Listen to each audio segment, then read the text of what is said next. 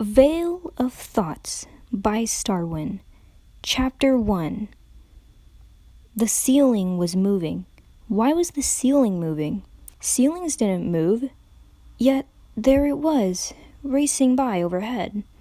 The white panels were broken only by bright circular lights, orbs of whiteness shining down from above. They shouldn't be moving either. Of course, if they weren't moving, what else should they be doing? Now the walls had joined in. Maybe they didn't want to be left behind? After all, what was a ceiling without walls? The walls were white too, mostly. Every so often, a door would run by. That made sense. Walls needed doors, didn't they? How else would doors keep up with the walls if they didn't run? Now the talking was moving too. No, that wasn't right. Talking didn't move. The talking was speaking. No, that wasn't right either. Why was it so hard to focus? Why was the ceiling still moving? A head moved out from the walls. The face was little more than an indistinct blur with mouths opening and closing. It was pouring out words and colors. Blinking made it all go away. Blinking made everything a little easier to deal with. Blinking made it easier to think. What was going on? More words, words that had something else. Not color, meaning. That's what they had. Words that were being spoken, words that make sense. I think she's waking up. Are you all right? Do you know where you are? The words asked. No, the voice asked. No, that wasn't right either. The answer was no. Yes, answered the sound, spoken but wrong. A sound that had come from within the walls. Yes, that was right. What happened? Asked the whisper. I'm afraid there has been a terrible accident. Stay calm, said the voice. I am calm. Why won't you answer the question? What happened? The sound demanded. Just relax, miss. We are almost to the doctor. He will explain everything, said the voice. Okay, was the whisper. The ceiling jumped as the world stayed still. No, that wasn't right. The walls turned, the doors flew away. Then all at once, everything stopped. The ceiling stopped moving. That wasn't right. Ceilings were supposed to move, weren't they? New mumbles approached. A gray face leaned over, sharp blue eyes staring down. It spoke mumbles that drifted in and out like the wind. The voice answered in meaningless babble. At last, the noise halted. The words were silent. The voice was quiet. I have never seen anything like this before, whispered the mumbles. I must contact my colleagues. Has anyone informed the princess? The answer was yes in the voice. Take her to a room. No visitors. Not until we know more. If you could just say what's wrong, this would be a lot easier. What's wrong? Shouted the voice. Odd. That was almost like, what was the symbol? No, that wasn't right. What was the word? Yes, it had almost been like speaking, except it was wrong. I'm not sure how to tell you this, answered the mumble. No, the doctor. That was the doctor. He was speaking? Yes, that was right. It seems there has been a magical accident. It might be easier if I show you. The world moved, shifted, turned, toppled, and finally reflected. Not a wall and not a ceiling, not a door or a window. It was self. Those were eyes, snout, mane, and ears. That's what those were. A neck with shoulders attached below. No more than that to see. Maybe there was no more? No, that wasn't right. There must be more. Had to be more. But eyes were wrong. One pink, one purple. In the main, red, orange, yellow, green. That was... Yes? No, that didn't taste right. Between the hair, a purple horn with a tip of light blue. That shouldn't be, but it belonged there. Wrong but why? Right. All of it was... What? What? Not even the sound seemed to know. It's wrong. Why can't you see it's wrong? Like I said, there seems to have been a magical accident, said the reflected mumble. No, the doctor. He was a doctor. Do you know your name? Of course. I'm Twilight Dash, said the sound. That was odd. I'm Rainbow Sparkle, said the whisper. The mumble frowned. No, that wasn't right. The face frowned. Who am I talking to right now, miss? Asked the face. No, the doctor. He was the doctor. Why was it so hard to keep that thought? Rainbow Sparkle. That's who you're talking to, said the sound. What happened? All mixed up. What is the last thing you remember? Asked the doctor. Flash. There was the whisper. Breaking. The doctor nodded. What's wrong with... The word was stuck. It was struggling to get out, to get free, pushing against itself, trapped. Then at last, it came. Us! That had been wrong. No, that was right. Everything tumbled. The reflection tumbled, and there was ground, jumping up. The ground wasn't supposed to hurt. That word was easy. That feeling too well known to be jumbled up in the mess. The floor hurt. Are you all right? Asked the panic doctor. Yes. Half whisper, half sound. The floor was falling away once more as unsteady legs worked to get up. Why was standing so hard? The reflection, it was still there. All there. It was wrong.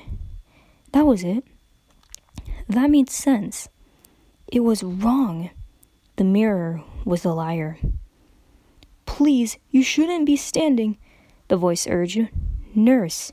She was a nurse, not a voice. She was working with the mirror against... No, not that word. Pacing did not seem to help.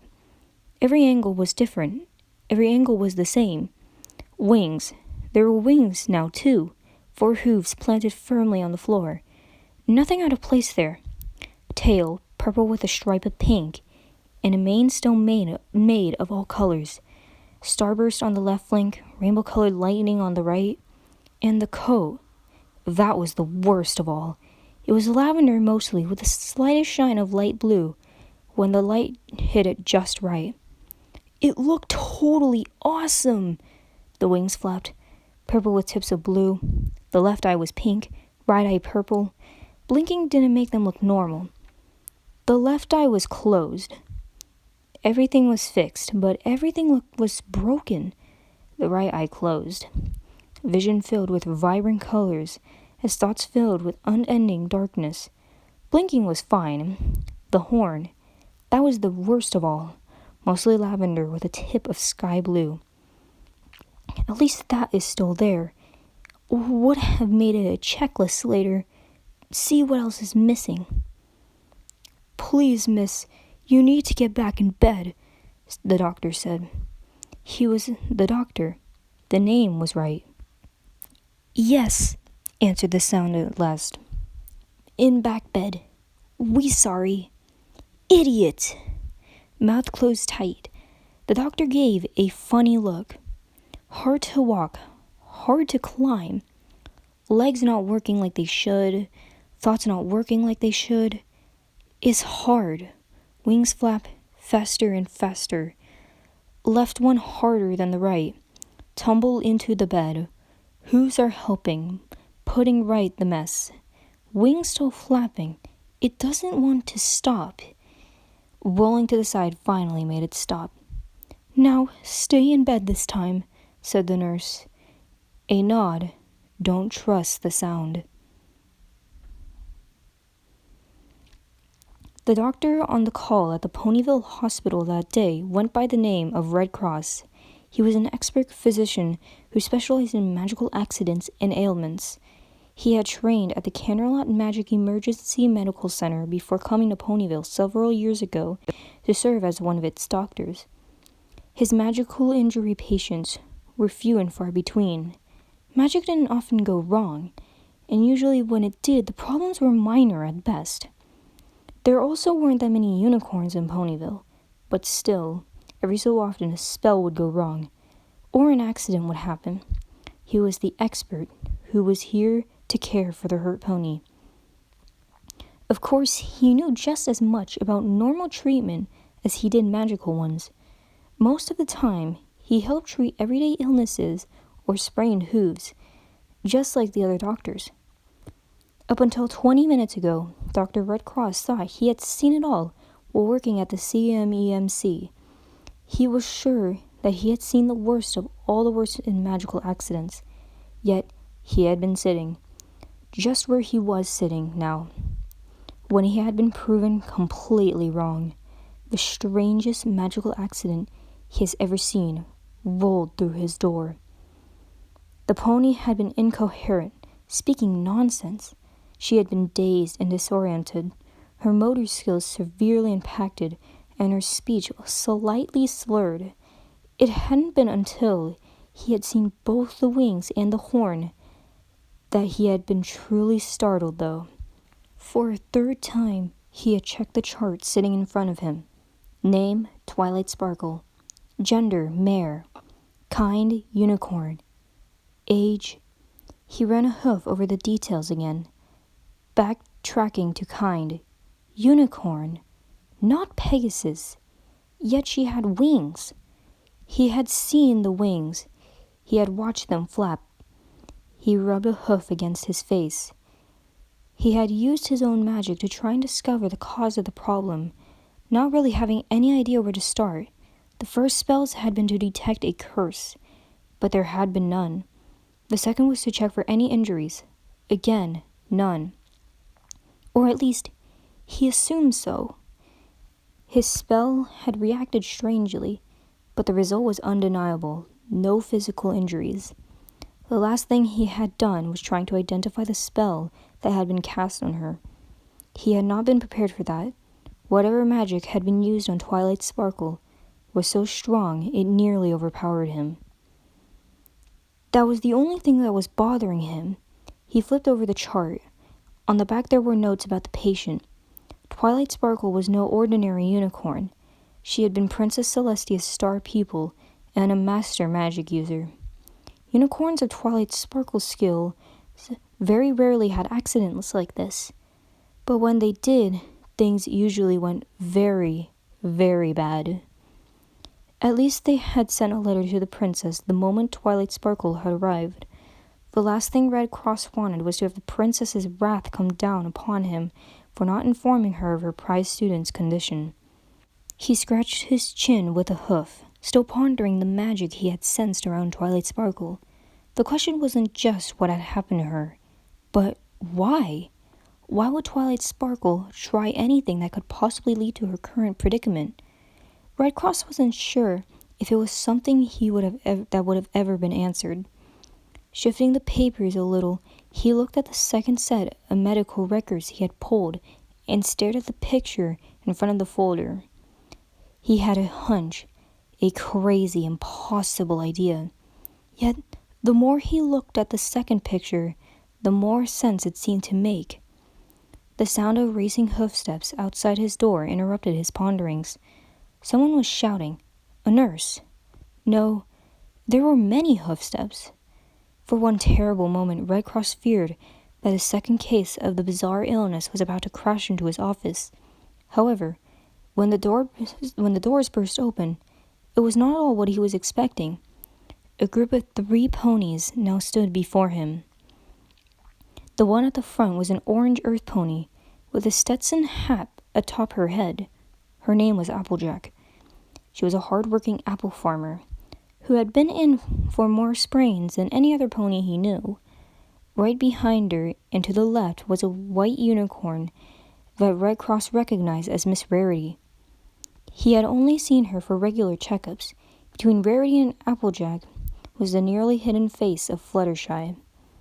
She was here nearly weekly, always with some new and unusually imaginary illness. A moment later, Nurse Gentle Touch rushed in behind them, only just now catching up. "I'm sorry, Doctor," said Gentle Touch, slightly out of breath. "They just barged past me." She glared at the orange earth pony, who glared back. "This mare was giving us a runaround," said the orange pony. "We heard Twilight is here. Where's she at?" Red Cross looked at the orange pony. He had thought this might be coming. There wasn't much that happened in Ponyville that didn't spread like wildfire through the small town. "It's all right, Gentle Touch. I can take this from here," said Red Cross to the waiting nurse. She shot one last dirty glance at Applejack before departing back to her duties. "Miss Applejack, if you could calm down a little, I would be happy to tell you what's happened to your friend." "Is she all right?" asked Rarity, looking genuinely concerned for her friend's well-being. "We were told that there was some kind of accident at her home." "That does appear to be the case," said Red Cross with a nod. "We are doing everything we can to try and figure out what happened to her. As of yet, we are still not sure." "Is she going to be all right?" asked Fluttershy timidly. Despite having talked to Dr. Red Cross now literally 100 times, she had never ceased to be shy around him. For Fluttershy, that was the case with almost every pony in town. "I cannot say for certain," answered Red Cross. "For now, she seems to be stable physically. Mentally..." One of the overhead air vents suddenly burst open with a crash that made every pony in the room jump. Fluttershy let out a squeak of terror, hiding even more behind Applejack. The grate tumbled off the pipe and fell to the floor with a thud. A moment later, a pink cotton candy-colored earth pony tumbled out of the vent and slammed into the floor head first.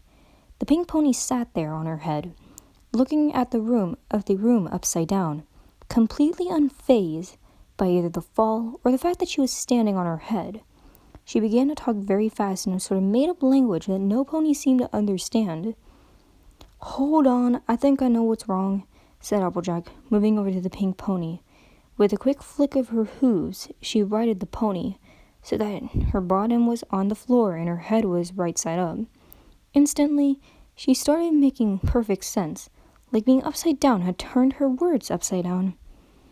"Not in Sugar Cube Corner, not the park, not the farm, not Sugar Cube Corner," the pony rambled. "Pinkie," said Applejack, perhaps a little more loudly than she had meant. "What are you talking about? Where have you been?" "Well, my knee got a twitchy," explained Pinkie Pie. "And then one of my ears got all itchy, and then my teeth started chattering, and before I knew what was going on, my tail went all straight." Every pony stared at her with a raised eyebrow. Pinkie Pie had an uncanny sixth sense that could often predict events before they happen. Much like the pony herself, the specifics on what those signs were and what they meant were a mystery to every pony but her. "Come on, guys! Don't you know what this means?" demanded Pinkie Pie when no one answered her. "It means that something really bad has happened to some pony I know." "Why do you think we're at the hospital, dear?" asked Rarity as politely as she could manage. "Twilight has been in some horrible accident." Pinkie Pie shook her head. "No, it's not about Twilight. My side isn't tingly." "If it's not about Twilight, then who?" asked Fluttershy, emerging slightly from behind her new hiding place of Rarity. "Rainbow Dash!" exclaimed Pinkie. "Something really... "We get the point," interrupted Applejack. "Bad! Happened to Rainbow Dash. I've been looking everywhere for her. She's not in Sugar Cube Corner, not at the park, not at the farm. We heard this part already, too, said Applejack, once more cutting Pinkie off. We have to find her. If I might interject, said Dr. Red Cross. The four mares looking at him seemingly have forgotten he was there. I think I may have a theory about where Miss Rainbow Dash might be.